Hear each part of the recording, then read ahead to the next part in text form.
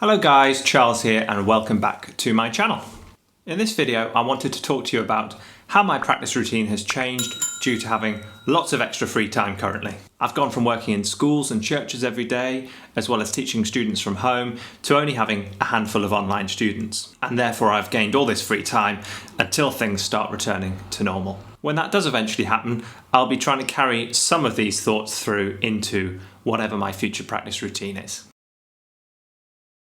Now, because this is YouTube, I do need to give a quick disclaimer up front. I'm not saying that this is the best way or the only way to practice. It is simply the way that I am currently practicing, and I've been very pleased with my recent progress in the practice room. Practicing is such a personal thing, and there's so many variables to consider, such as the level of the player, the amount of time available, the goals or objectives of the player, and so many other variables. So please do share your own thoughts on practicing down in the comments below, and have a dive down there and have a little look at what other people are saying, as I'm sure there'll be a great discussion on practice happening down there.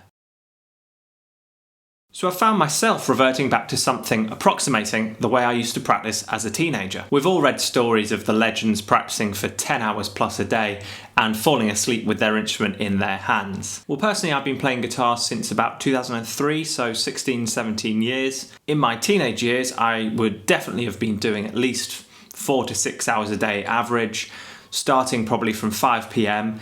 and staying up late. Back then, sleep was a lot less of a priority than it is for me today. However, in hindsight, I wasn't really practicing, I was playing.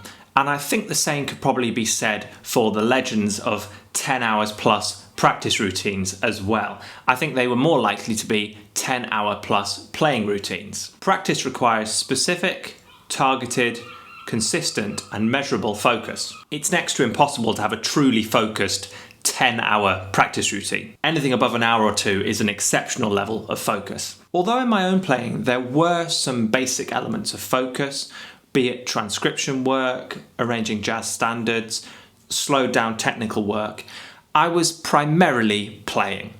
And playing can be very effective, but I feel I'm doing it better nowadays and in less time. It's those changes in my focus and the specific improvements which we're going to be discussing in today's video.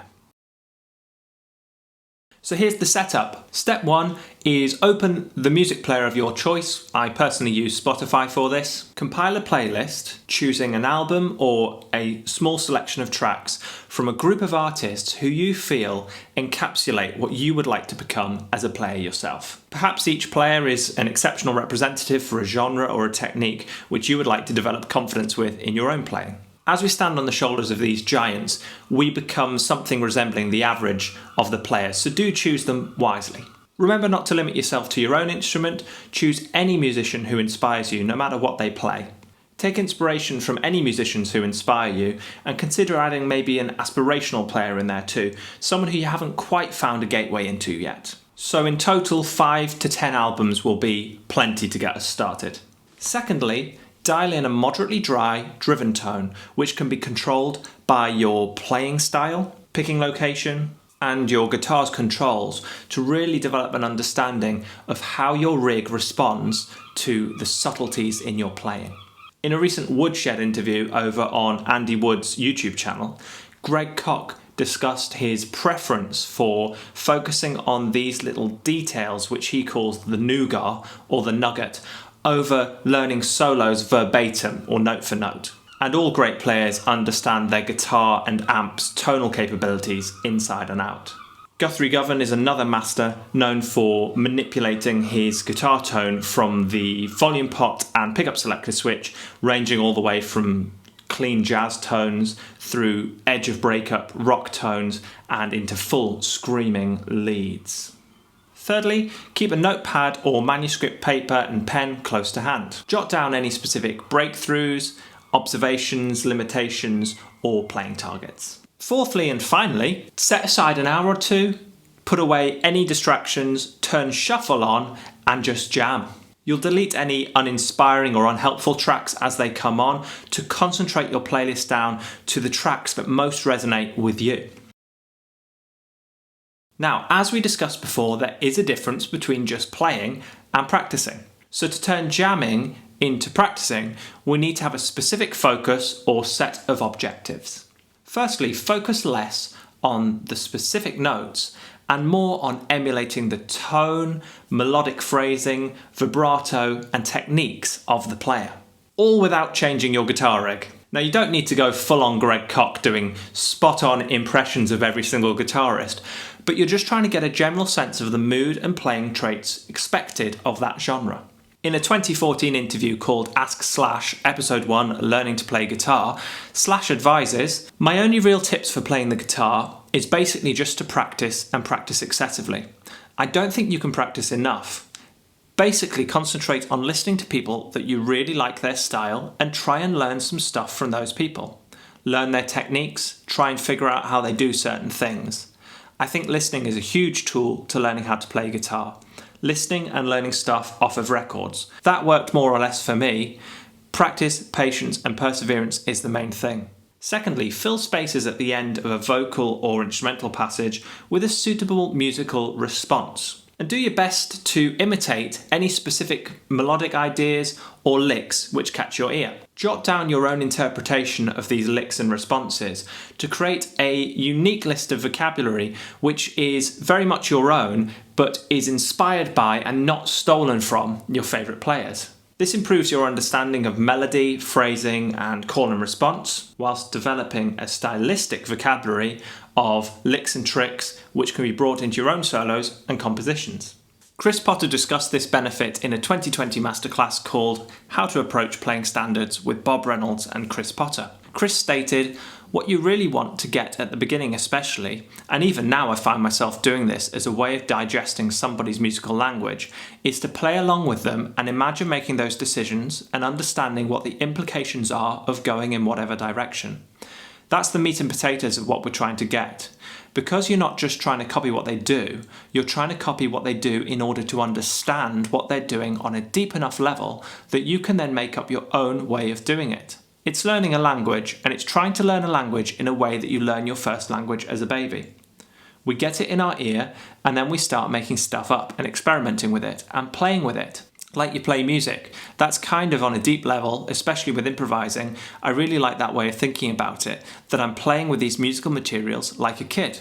Thirdly, concentrate on developing smooth lines of heavily accented note subdivisions. 2s, 3s and 4s in particular, with the chosen accents informed by the groove of the recording. For each track, choose a subdivision which is just on the edge of control for you, where consistently accenting a specific group of notes is a challenge and you're tempted to descend into random whittling.